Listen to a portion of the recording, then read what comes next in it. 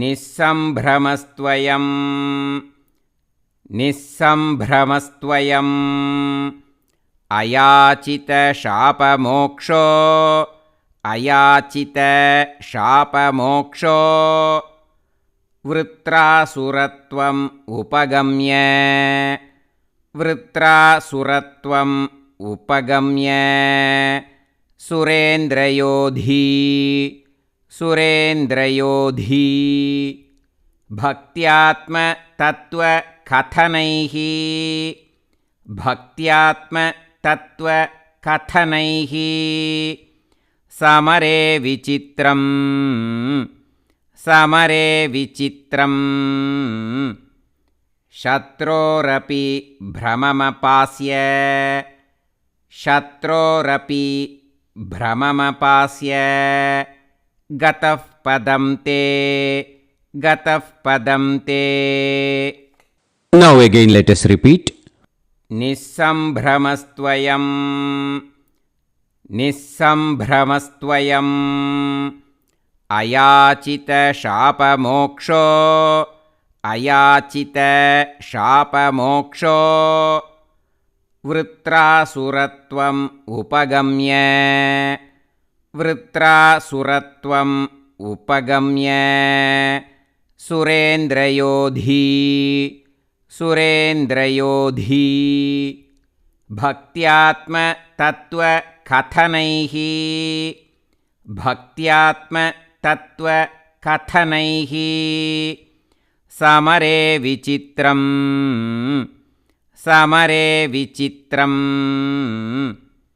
शत्रोरपि भ्रममपास्य शत्रोरपि भ्रममपास्य गतः पदं ते गतः पदं ते Now let us sing line by line slowly.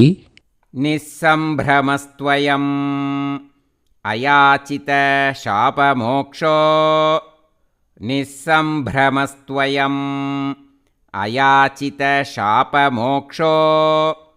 वृत्रासुरत्वम् उपगम्य सुरेन्द्रयोधी वृत्रासुरत्वम् उपगम्य सुरेन्द्रयोधी भक्त्यात्मतत्त्वकथनैः समरे विचित्रम्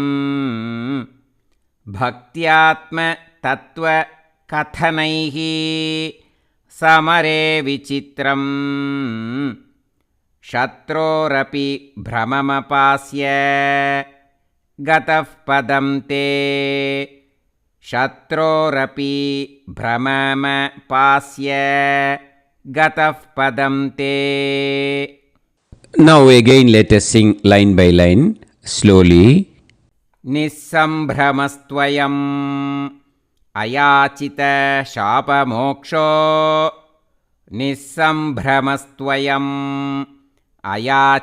अयाचितशापमोक्षो वृत्रासुरत्वम् उपगम्य सुरेन्द्रयोधी वृत्रासुरत्वम् उपगम्य सुरेन्द्रयोधी भक्त्यात्मतत्त्वकथनैः समरे विचित्रम् भक्त्यात्मतत्त्वकथनैः समरे विचित्रम् शत्रोरपि भ्रममपास्य गतः पदं ते शत्रोरपि भ्रममपास्य गतः पदं ते Now let us sing the full sloka slowly.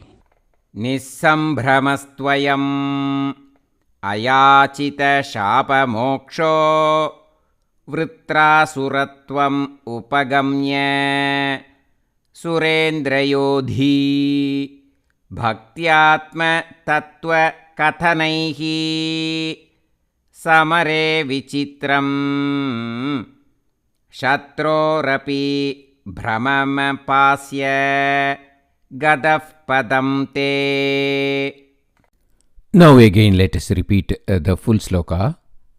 निःसम्भ्रमस्त्वयम् अयाचितशापमोक्षो वृत्रासुरत्वम् उपगम्य सुरेन्द्रयोधी भक्त्यात्मतत्त्वकथनैः समरे विचित्रम् शत्रोरपि भ्रममपास्य गतः पदं ते.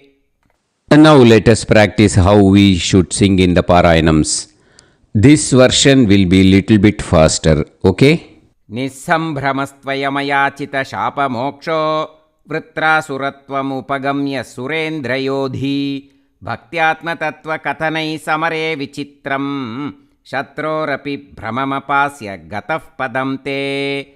सर्वत्र गोविन्दनामसङ्कीर्तनं गोविन्द गोविन्द. गुरुवायूरप्पा चरणम्.